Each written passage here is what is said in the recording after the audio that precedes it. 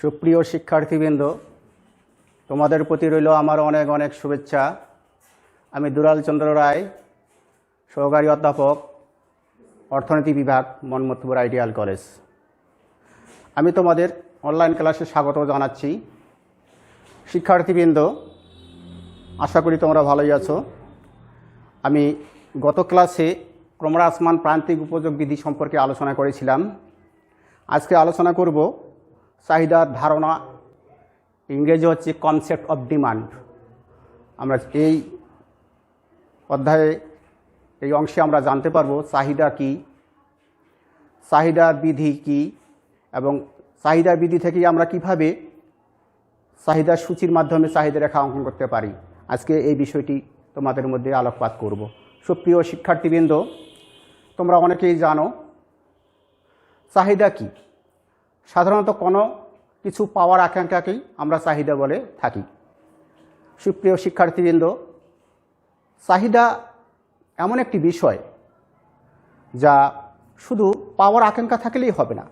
অর্থনীতিতে চাহিদা বলতে কোনো দ্রব্যর বা কোনো পণ্যের পাওয়ার আকাঙ্ক্ষার পেছনে ওই দ্রব্যটি পাওয়ার মতো ইচ্ছা এবং সামর্থ্য থাকলেই চাহিদা হিসেবে পরিগণিত হয়। তাহলে আমরা জানলাম যে কোনো একটি দ্রব্যের পাওয়ার আকাঙ্ক্ষার পিছনে যদি আমাদের ইচ্ছা থাকে এবং অর্থ ব্যয় করার মতো সামর্থ্য থাকে, তাহলেই অর্থনীতিতে চাহিদা হিসাবে পরিগণিত হবে। তাহলে চাহিদা হতে গেলে তিনটি শর্ত পূরণ করতে হয়। চাহিদা হতে গেলে তিনটি শর্ত, তিনটি বিষয়, তিনটি শর্ত পূরণ করতে হয়। তিনটি শর্ত।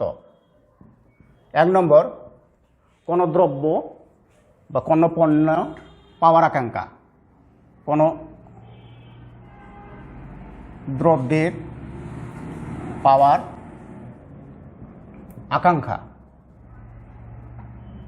আকাঙ্ক্ষা, ওই দ্রব্যটি পাওয়ার ইচ্ছা, ওই দ্রব্যের পাওয়ার ইচ্ছা এবং অর্থ ব্যয়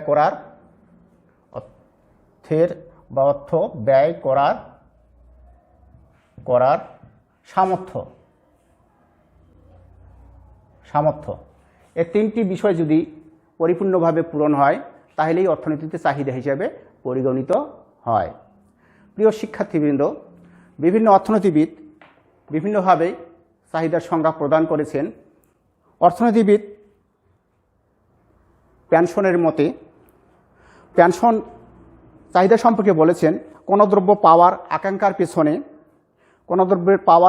পিছনে তার ব্যয় করার সামর্থ্য ও ইচ্ছা থাকলেই, অর্থাৎ কোনো দ্রব্য পাওয়ার আকাঙ্ক্ষার পিছনে যদি ওই ব্যক্তির অর্থ ব্যয় করার ইচ্ছা ও সামর্থ্য থাকে, তাহলেই অর্থনীতিতে চাহিদা হিসাবে পরিগণিত হবে।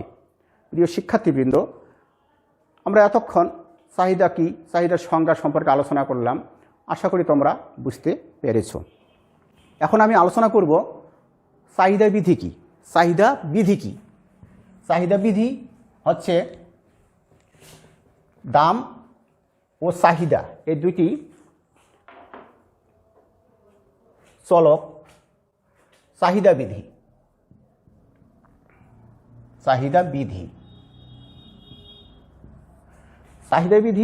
বিধি হচ্ছে একটা নিয়ম।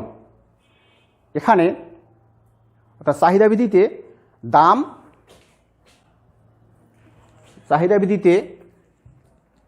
এখানে দাম আর চাহিদা এই দুইটি চলক। এখানে দাম হচ্ছে পি আর চাহিদা হচ্ছে ডিমান্ড, মানে ডি এখানে দ্বারা প্রকাশ করা হয়। তাহলে এই পি এর উপরে ডি নির্ভর করে, দামের উপরে চাহিদা নির্ভর করে। তাহলে দামের উপরে যদি চাহিদা নির্ভর করে, তাহলে দাম ও চাহিদার একটা প্রত্যক্ষ সম্পর্ক আছে। তাহলে যে বিধিতে দাম ও চাহিদার প্রত্যক্ষ পরোক্ষ সম্পর্ক প্রকাশ পায় সেই বিধিকে চাহিদা বিধি বলে। আমরা আরও ভালোভাবে বলতে পারি যে বিধিতে, এখানে আরেকটি বিষয় আছে জড়িত, এখানে অন্যান্য অবস্থার কথা বলা হয়। যদি অন্যান্য অবস্থা অপরিবর্তিত থাকে, এখানে অন্যান্য অবস্থা বলতে এখানে ক্রেতা বা এখানে ভোক্তার তোমার আয়, রুচি, পছন্দ যদি অপরিবর্তিত থাকে, তাহলে একটা নির্দিষ্ট সময়ে কোনো দ্রব্যের দাম যদি কমে যায় চাহিদা বৃদ্ধি পায়। আবার ওই দ্রব্যের দাম যদি বৃদ্ধি পায় তাহলে পক্ষান্তরে ওই দ্রব্যের চাহিদা কমে যায়। এই যে দাম ও চাহিদার মধ্যে সম্পর্কটা কীরকম? বিপরীত। অর্থাৎ দাম ও চাহিদার সম্পর্ক আমরা যে বিধির মাধ্যমে প্রকাশ করি সেই বিধিকে বলা হয় চাহিদা বিধি। শিক্ষার্থীবৃন্দ, আশা করি তোমরা বুঝতে পেরেছ। তাইলে আমরা আলোচনা করলাম চাহিদা বিধি কি। এখন আলোচনা করব চাহিদা সূচি। চাহিদা সূচি কি? চাহিদা সূচি ইংরেজিতে বলা হয় ডিম্যান্ড অফ শিডিউল, অর্থাৎ চাহিদা সূচি। সূচি বলতে তালিকা, তালিকাকে বুঝান। চাহিদা তালিকা বা চাহিদা সূচি। এখানে আমরা যেটা আলোচনা করলাম যে চাহিদা বিধি, এখানে চাহিদা বিধিটা যখন একটা তালিকার মধ্যে প্রকাশ করা হবে, তালিকার মধ্যে দেখানো হবে, সেটাই হচ্ছে চাহিদা সূচি। আমরা যদি সংজ্ঞাগতভাবে আলোচনা করি, একটা নির্দিষ্ট সময়ে যদি কোনো দ্রব্যের দাম বৃদ্ধি পায় তাহলে চাহিদার পরিমাণ কমে যায়। আবার ওই দ্রব্যের দাম যদি কমে যায় তাহলে চাহিদার পরিমাণ বৃদ্ধি পায়। দাম ও চাহিদার মধ্যে এই যে বিপরীত সম্পর্ক, এই বিপরীত সম্পর্ক যখন আমরা একটি তালিকার মাধ্যমে প্রকাশ করব সেটাকে বলা হচ্ছে চাহিদা সূচি। অর্থাৎ চাহিদা সূচিতে কোনো দ্রব্যের দাম ও চাহিদার পরিমাণ লিপিবদ্ধ করা হয়ে থাকে। এখানে আমরা দেখাতে পারি এভাবে যে, মনে করো এটা কাল্পনিক একটা চাহিদা সূচি, এভাবে আমরা দেখাইতে পারি।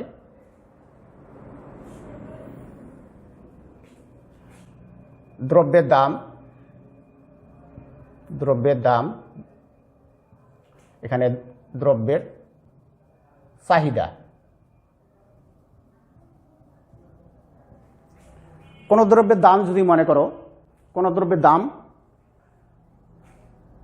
মনে করো 5 টাকা, তাহলে ওই দ্রব্যের চাহিদার পরিমাণ মনে করো 3 একক। এখন দাম যদি বৃদ্ধি পায়, দাম বৃদ্ধি পেয়ে যদি মনে করো 10 টাকা হয়, তাহলে চাহিদার পরিমাণ অবশ্যই কমে যাবে। চাহিদার কমে হয় 2 একক। আবার দাম বৃদ্ধি পেয়ে যদি 15 টাকা হয়, তাহলে দেখা যাবে ওই দ্রব্যের চাহিদার পরিমাণ হবে 1 একক। এভাবে কোনো দ্রব্যের দাম যদি বৃদ্ধি পায় তাহলে চাহিদার পরিমাণ কমে যাবে, আবার দাম যদি কমে যায় চাহিদার পরিমাণ বৃদ্ধি পাবে। তাহলে দাম, কোনো দ্রব্যের দাম ও চাহিদার পরিমাণ একটি তালিকার মাধ্যমে প্রকাশ করলেই সেই তালিকাকে বলা হচ্ছে চাহিদা সূচি বা চাহিদা তালিকা। শিক্ষার্থীবৃন্দ, আশা করি তোমরা বিষয়টি ভালো করে বুঝতে পেরেছ।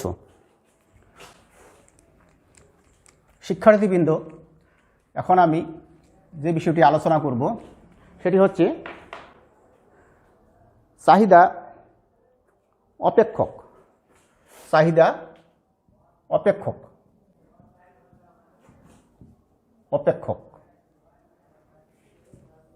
Function, demand of function. অর্থাৎ চাহিদা অপেক্ষকটা কি? দাম ও চাহিদার পরিমাণ, কোনো দ্রব্যের দাম ও চাহিদার যে একটা পরিমাণ, এর মধ্যে যে সম্পর্কটা, এর সম্পর্কটা যখন একটা অপেক্ষকের মাধ্যমে প্রকাশ করা হয় তখন তাকে বলা হয় চাহিদা অপেক্ষক। তোমরা অবশ্যই 9-10-এ এই বিষয়টি ভালো করে পড়ে এসেছো। গণিতে তোমাদের দেওয়া আছে, এটা পড়ানো হয়েছে অপেক্ষকটা কি। এখানে চাহিদা অপেক্ষক, এখানে যেমন ডি সমান সমান যদি ধরা হয়, ডি সমান সমান যদি ধরা হয় যে 10 - পি।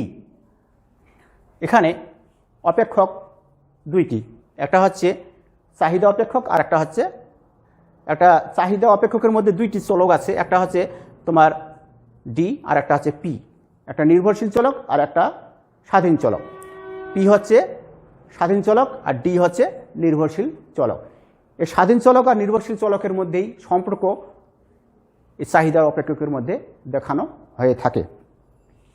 তা আমরা এই চাহিদা অপেক্ষক থেকে কিভাবে একটি চাহিদা তালিকা তৈরি করে আমরা রেখাচিত্র অঙ্কন করতে পারি সেটা আমি তোমাদের দেখাবো। মনে করো এই একটা চাহিদা অপেক্ষক, এখান থেকে আমরা মান ধরি। এখানে মনে করি পি সমান সমান 1 হলে ডি সমান সমান কত হবে? ডি সমান সমান এখানে হবে 10 - 1, তাইলে হবে এখানে কত? 9। আবার পি সমান সমান যদি 2 হয়, 2 হলে ডি সমান সমান কত হবে? 10 - 2 সমান সমান 8। আবার পি সমান সমান যদি 3 হয়, ডি সমান সমান কত হবে? 10 -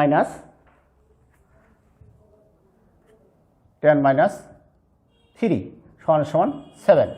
এভাবে আমরা পি এর একটা মান ধরে ডি এর মান বের করতে পারি।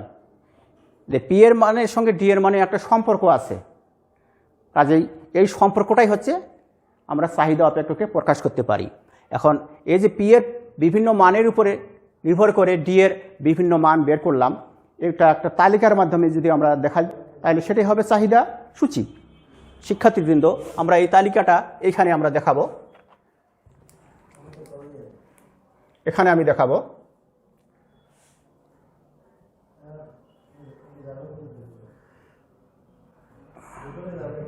এখানে দ্রব্যের দাম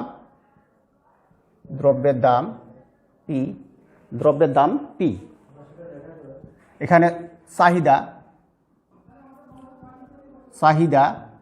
ব্র্যাকেটে ডি। দ্রব্যের দাম যদি আমরা কি হয়েছি 1 টাকা, 2 টাকা এবং 3 টাকা, এই তিনটা দাম ধরেছি। এই 3 এককে, এই 3 দামের সমন্বয়ে চাহিদা আমরা কত পেয়েছি? 9 একক, 8 একক আর 7 একক। শিক্ষার্থীবৃন্দ, তোমরা অবশ্যই বিষয়টি বুঝতে পেরেছো। পি এর বিভিন্ন দামের উপরে আমরা ডি এর বিভিন্ন দাম বের করলাম। পি এর মান আমরা ধরলাম 1, 2, 3। এই পি এর মানের উপরে নির্ভর করে আমরা ডি এর মানগুলো বের করতে পারলাম। এখন এভাবেই আমরা চাহিদা সূচি বের করতে পারি। তাহলে আমরা এটা নাম দেওয়া যায় চাহিদা সূচি। শিক্ষার্থীবৃন্দ, এখন আমরা এই চাহিদা সূচি থেকে কিভাবে আমরা একটা রেখা অঙ্কন করতে পারি, অর্থাৎ এই চাহিদা সূচি থেকে আমরা একটা চাহিদা রেখা অঙ্কন করব। চাহিদা রেখা কি?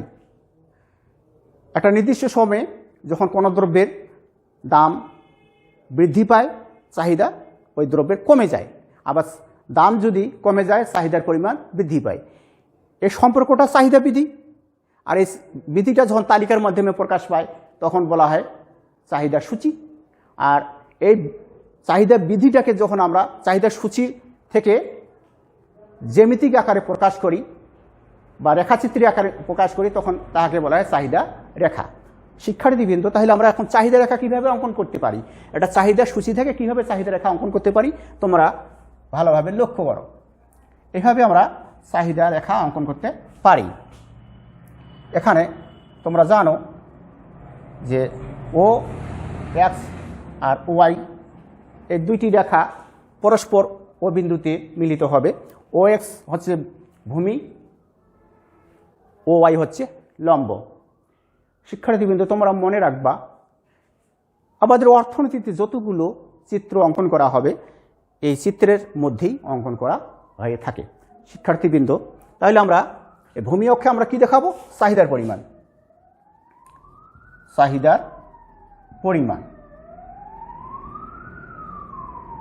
আর লম্ব অক্ষে দাম, এখানে দাম দেখানো হয় ব্র্যাকেটে ডি, ব্র্যাকেটে হচ্ছে পি, এখানে দাম দেখানো হয়, এখানে চাহিদার পরিমাণ দেখানো হয় ভূমি অক্ষে।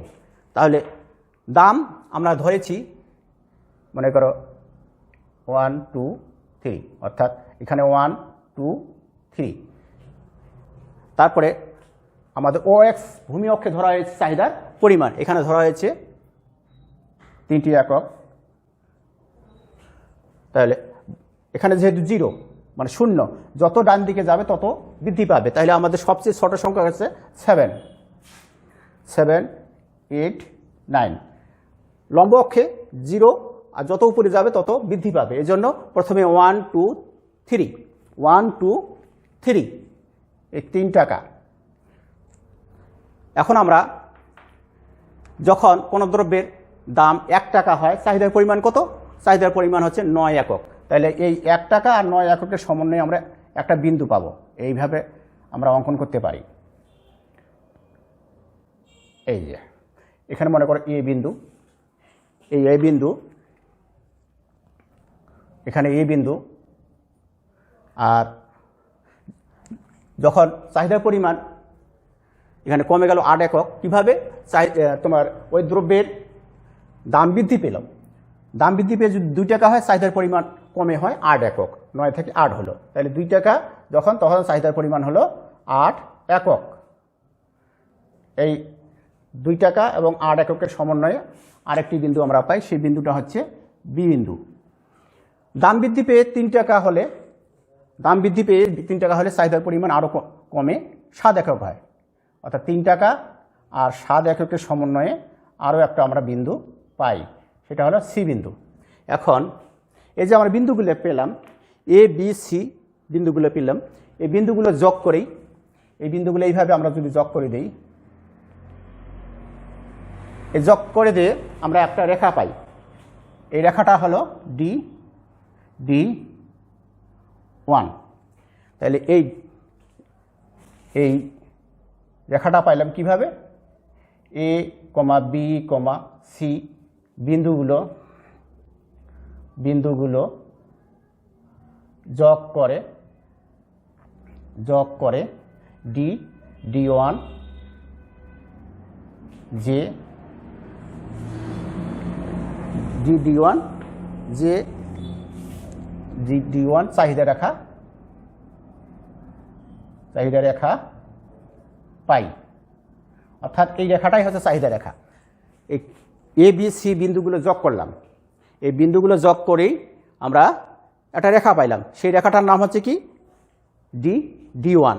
তাহলে এই রেখাটাই হচ্ছে চাহিদা রেখা। এই রেখাটা, এই রেখাটাই হচ্ছে চাহিদা রেখা। শিক্ষার্থীবৃন্দ, আশা করি তোমরা বিষয়টি ভালো করে বুঝতে পেরেছো। এভাবেই একটা কাল্পনিক চাহিদার সূচি থেকে চাহিদা রেখা অঙ্কন করা যায়। আবার একটা চাহিদার সমীকরণ থেকে, আমরা এখানে যে সমীকরণটা দেখাইছিলাম, এই সমীকরণটা ছিল ডি, এখানে চাহিদার সমীকরণ ডি সমান সমান tan মাইনাস পি। এই সমীকরণ থেকেও এটা চাহিদার সমীকরণ, এই চাহিদার সমীকরণ থেকেও আমরা চাহিদা রেখা, চাহিদা সমীকরণ এই চাহিদা সমীকরণ থেকেও আমরা চাহিদা রেখা অঙ্কন করতে পারি। শিক্ষার্থীবৃন্দ, আশা করি তোমরা বিষয়টি ভালো করে বুঝতে পেরেছো। চাহিদা রেখা কীভাবে অঙ্কন করা যায় সেটা তোমরা ভালো করে বুঝতে পেরেছো, এবং এই চাহিদা রেখা অঙ্কন তোমরা ভালো করেই বাসায় আবার খাতা কলম নিয়েই তোমরা প্র্যাকটিস করিও, যাতে করে আমাদের চাহিদা রেখা অঙ্কন করা বিষয়টি তোমরা ভালো করেই শিখতে পারো। আজ আমি এই পর্যন্তই শেষ করতেছি। তোমরা আগামী ক্লাসে তোমাদের সঙ্গে দেখা হবে। তোমরা ভালো থেকো। তোমাদের ধন্যবাদ।